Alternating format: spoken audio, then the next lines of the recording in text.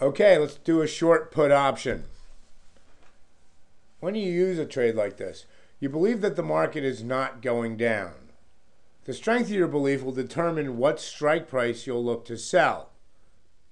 You'll sell an out-of-the-money option, a put further under the market, if you believe prices are not going down. You'd sell an at-the-money option at the market's current price if you strongly believe prices are not going down. In other words, the stronger you believe in the up market, the closer to the money or even in the money you'll want to sell a put. And you'll sell an in-the-money option above the current price if you strongly believe the market will rise.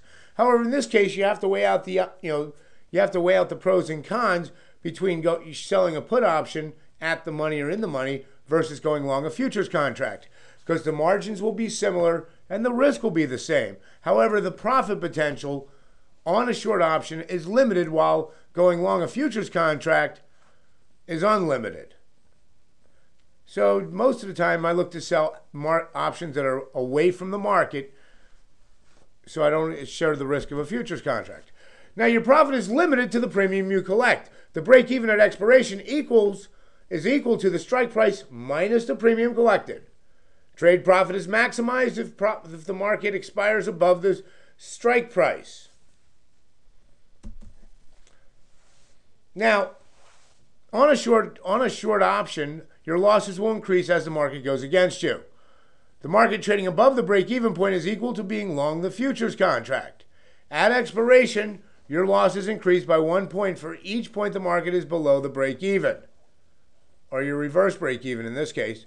Having unlimited risk, these positions need to be watched very closely.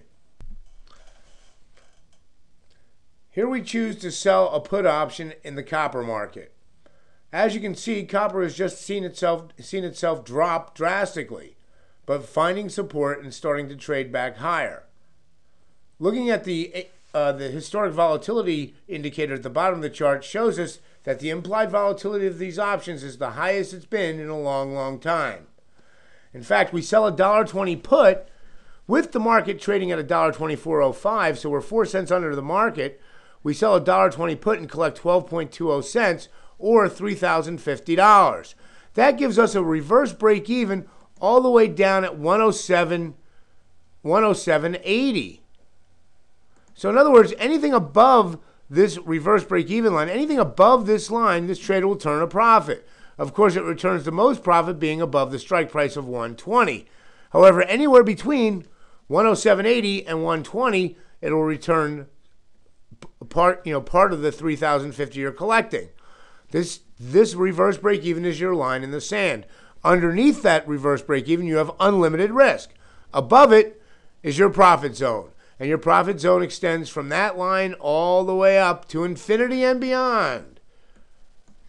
However, your profit potential, again, is limited to the amount you collect, or $3,050. Now, don't forget, these trades, all these short option trades do have a margin requirement. 28 days later, the market shoots up off of the trend line, and the option premium deteriorates to almost nothing. In fact, you can buy it back for $12.20. So why don't we do that and close out our trade? Congratulations on your trade. Now, remember, anytime you see a market go up this strongly, it most likely will come back down. It might. There's no guarantees. So you always want to take your close out of your short options after you've made the most, 90% of the premium you sold it for. Had you held on to this option, it would have, and the market came back down. Look at this. You would have had to pay, instead of buying it back for $12.50, you would have had to pay $512.50. In fact, let's go back another day. $675. You just never know. So it's better to be safe than sorry.